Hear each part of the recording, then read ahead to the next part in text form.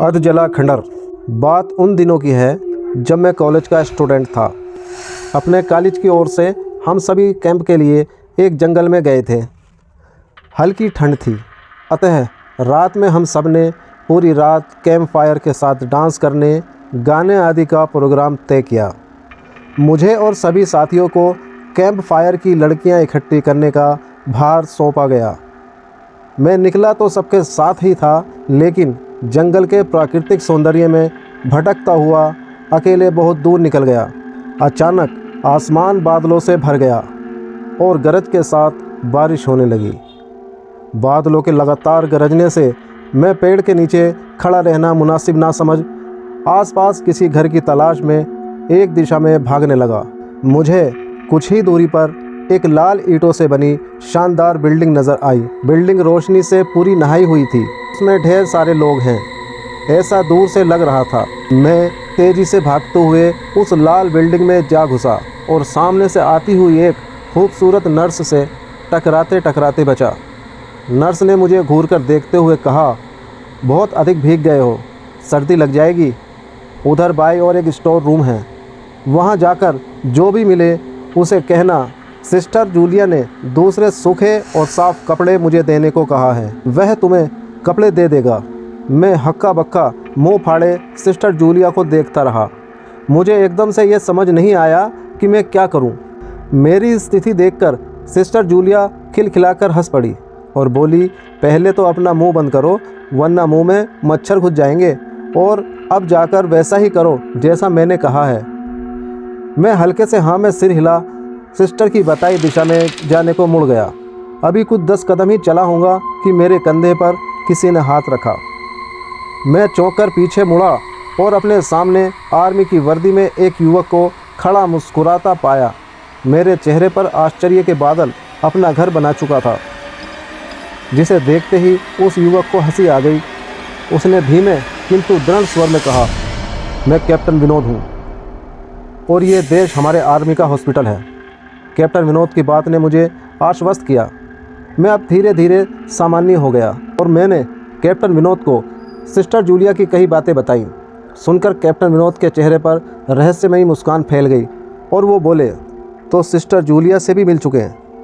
जी, क्या मतलब है आपका? कुछ नहीं, चलो मैं तुम्हें सूखे कपड़े देता हूँ, चेंज कर लो, नहीं तो सच में सर्दी लग जाएगी। और मैं कैप्टन विनोद के पीछे पीछे एक बड़े से कमरे में पहुँच गया। कमरे के चारों ओर हरे रंग के पर्दे लगे हुए थे। एक बड़ा सा बेड पड़ा हुआ था और उसके सामने एक सोफ़ा था। बीच में एक टेबल था जिस पर 2 गिलास, एक बड़ी बोतल ब्रांडी की और या 1-2 पत्रिकाएं पड़ी हुई थी।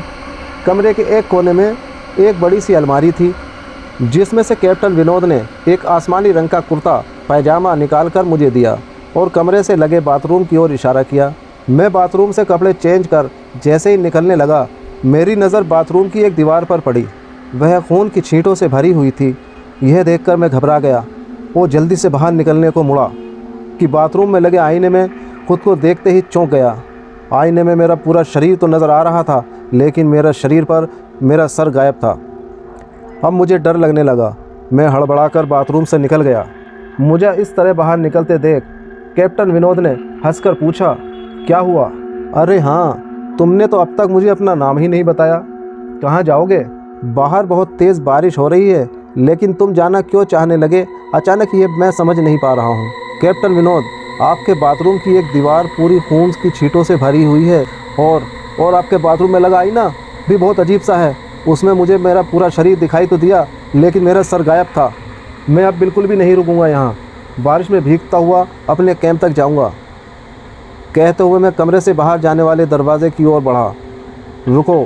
तभी कैप्टन विनोद की कड़कती आवाज़ गूंजी, तो तुमने सब कुछ देख लिया? जी हाँ, क्या मतलब है आपका? मेरी आवाज़ में डर भर गया था। मतलब चाहे जो भी हो, तुम तब तक यहाँ से नहीं जा सकते जब तक मैं तुम्हें कुछ बता न दूँ। क्या बताना चाहते हैं आप? जो आज तक कोई न जान सका, वह मैं जानकर क्या करूँगा? प्लीज़ अब मुझे जाने दें। मैं डर से रुआंसा हो गया। नहीं, बिल्कुल भी नहीं, और तुम्हें मुझसे डरने की भी कोई ज़रूरत नहीं है। सैनिक सबकी रक्षा के लिए होते हैं, मैं भी तुम्हारी सुरक्षा ही कर रहा हूँ। कैप्टन विनोद के स्वर में कोमलता थी। आओ मेरे साथ उस सोफे पर बैठ जाओ मैं तुम्हें एक कहानी सुनाता हूँ। कहानी ख़त्म होते ही मैं तुम्हें तुम्हारे कैंप तक जीप से छोड़ाऊँगा। वैसे भी तुम अपने साथियों से काफ़ी आगे निकल आए हो, वहाँ तक तुम चलते हुए शायद पहुँच ना पाओ। कैप्टन विनोद के स्वर में जाने कैसी आश्वस्ति थी। मैं जाकर उनके बगल में बैठ गया। कैप्टन विनोद ने कहना शुरू किया, दुश्मनों ने धोखे से हमारे अस्पताल को अपना निशाना बनाया। दुश्मन देश के 2 सैनिक हमारे सैनिक के वेश में एक दूसरे घायल सैनिक को लेकर आए। वह घायल था और हमारे देश की सेना ने उसे बहुत ढूंढा लेकिन नहीं मिला था। शायद साजिश के तहत उसे घायल होते ही घुसपैठियों ने कहीं छुपा दिया था। अचानक अपने खोए सैनिक को अपने हॉस्पिटल में पा सभी खुश हो गए और बिना अधिक पड़ताल किए हॉस्पिटल के गेस्ट रूम में घायल को ले आने वाले छद्मवेशधारियों को ठहरने की इजाज़त दे दी। अभी उस सैनिक का इलाज चल ही रहा था कि जोरों का ब्लास्ट हुआ और पूरा हॉस्पिटल एक पल में खंडर में तब्दील हो गया। लेकिन हॉस्पिटल तो अपनी शानदार स्थिति में खड़ा है। मेरी बातों को अनसुना कर कैप्टन विनोद ने अपनी बात जारी रखी। कोई नहीं बचा उस ब्लास्ट में। दीवार पर पड़े खून की छींटें भी उसी ब्लास्ट में मारे गए हॉस्पिटल के कर्मचारियों की है। पर यह हॉस्पिटल तो मुझे खंडर नहीं दिखता। जवाब में कैप्टन विनोद के चेहरे पर रहस्य में भरी मुस्कान फैल गई और उनका चेहरा अजीब से भावों से भर गया। मैं उनके चेहरे को देखकर अंदर से दहल गया। फिर भी मैंने हिम्मत करके पूछा, आप उस ब्लास्ट में कैसे बच गए?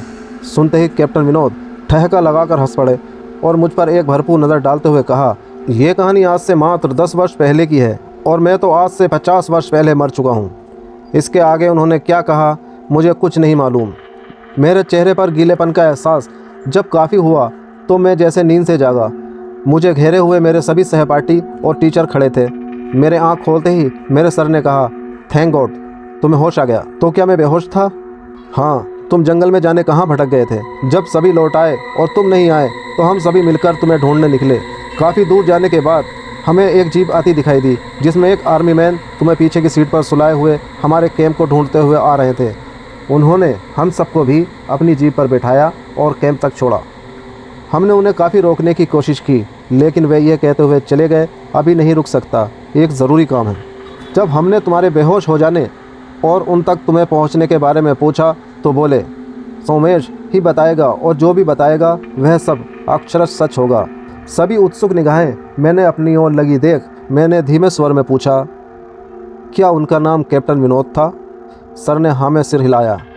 मैंने सबको उधर चलने को कहा जिधर से जीप आती देखी थी। पहले तो सब तैयार ना हुए लेकिन मेरे बहुत कहने पर वे सब राज़ी हो गए। सुबह होते ही हम उधर की ओर आ गए। मैं उस जगह पर पहुंचकर गहरे आश्चर्य में डूब गया। वहां एक अधजला खंडर था जिसके एक टूटे पत्थर पर लिखा था आर्मी हॉस्पिटल।